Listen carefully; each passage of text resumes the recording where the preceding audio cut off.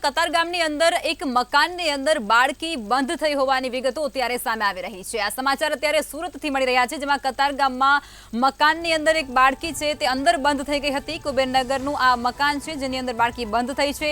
નાની બાળકીએ ભૂલમાં અંદરથી દરવાજો બંધ કરી દીધો હતો, ત્યારે પરિવારજનોએ ફાયર વિભાગને જાણકારી કરી હતી। ત્યારે ફાયર વિભાગે દરવાજો તોડી અને આ બાળકી છે તેને સહી સલામત બહાર કાઢી હતી।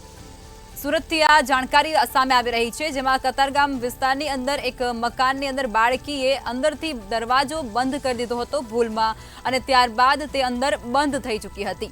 જોકે પરિવારજનોએ સમય સૂચકતા સાચવી અને ફાયર વિભાગને આ સમગ્ર મુદ્દાની જાણકારી આપી હતી, અને ફાયર વિભાગ પણ ત્યાં તાત્કાલિક જ પહોંચી ચૂક્યું હતું અને તેમના દ્વારા જે મકાનનો દરવાજો છે જે બાળકીએ અંદરથી બંધ કરી દીધો હતો તે દરવાજાને તોડવામાં આવ્યો અને દરવાજો તોડી તે બાળકીને અંદરથી બહાર કાઢી હતી।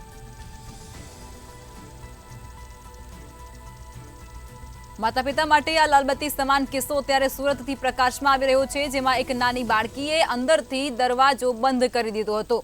જોકે પરિવારજનો ત્યાં હાજર હતા અને તેમણે સમય સૂચકતા સાચવી અને ફાયર વિભાગને આ સમગ્ર મુદ્દાની જાણકારી આપી અને તાત્કાલિક જ ફાયરના જવાનો ત્યાં પહોંચ્યા અને તેમના દ્વારા દરવાજાને તોડી અને બાળકીને અંદરથી બહાર કાઢવામાં આવી છે। એટલે નાની બાળકીએ ભૂલમાં આ દરવાજો બંધ કરી દીધો હતો, ત્યારે આ જે ઘટના અત્યારે પ્રકાશમાં આવી રહી છે તે વાલીઓ માટે લાલબત્તી સમાન કિસ્સો કહી શકાય છે, કારણ કે નાનું બાળક હોય તે દરવાજો અંદરથી બંધ કરી લે છે, ત્યારબાદ કોઈ પણ જે ઘટના હોય તે ઘટી શકતી હોય છે। ત્યારે અહીંયા આ પરિવારજનો ઉપસ્થિત હતા, હાજર હતા, એટલે તેમણે તાત્કાલિક જ ફાયર જવાનો છે તેમને આ ઘટનાની જાણકારી આપી અને ફાયર જવાનો ત્યાં પહોંચ્યા અને તેમના દ્વારા કુબેરનગરની અંદર એક મકાનમાં જે ઘટના બની છે ત્યાં પહોંચી અને બાળકીને બહાર કાઢવામાં આવી।